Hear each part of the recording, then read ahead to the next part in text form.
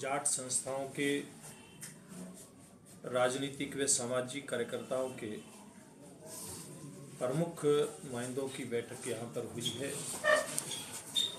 इस बैठक करने का प्रमुख उद्देश्य 23 अप्रैल को कैथल जिले के धनौरी गांव में तो संत धन्ना भगत जी की जयंती सरकारी स्तर पे मनाई जाएगी।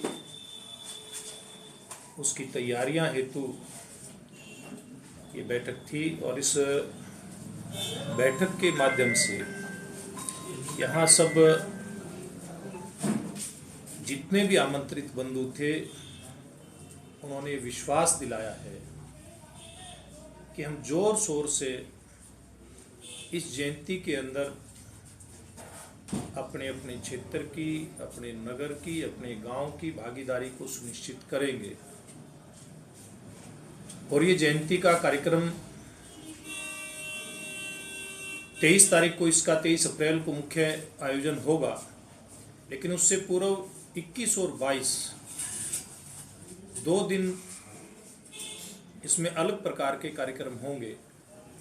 तो कुल मिलाकर अगर बात करें तो 3 दिवसीय संत धन्ना भगत जी की जयंती का आयोजन गांव धनौरी के अंदर रहेगा।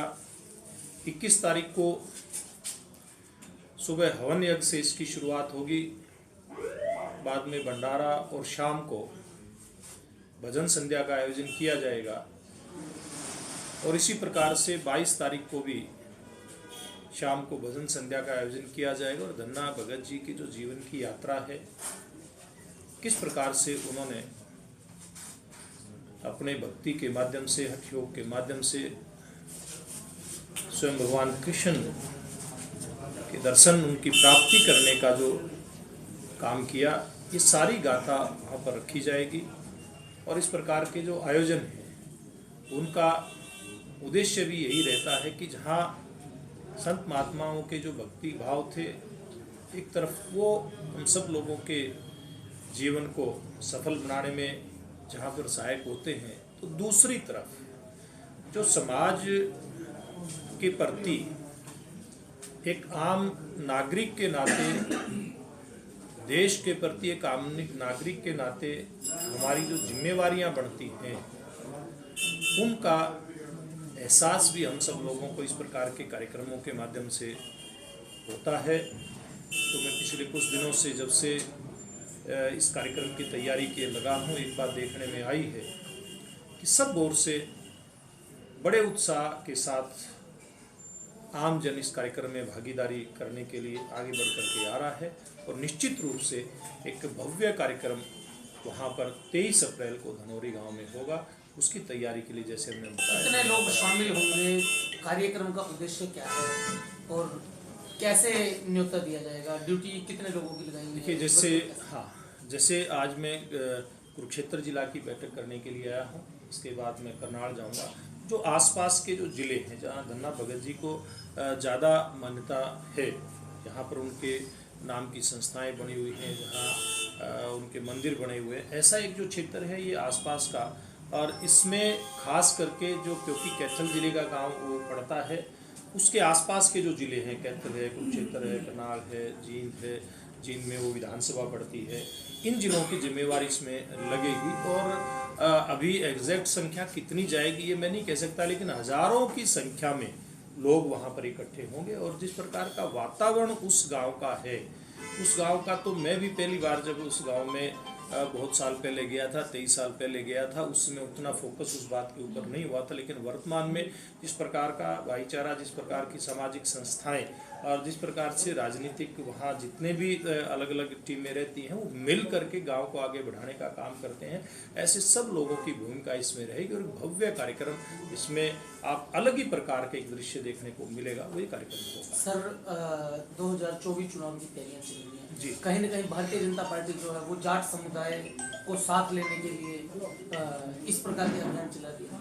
देखिए, ये हमारी जिम्मेवारी बनती है, जो भी समाज में जितने भी अलग अलग, चाहे वो काम के आधार पर समूह हैं या जिनको आप जातिवाद के आधार की बात जिसको आप कह रहे हैं, जितने भी समूह हैं, सबके बीच में सरकार की जाने की जिम्मेवारी बनती है। और सब राजनीतिक दल भी सब समाज के बीच में जाकर के काम करते हैं।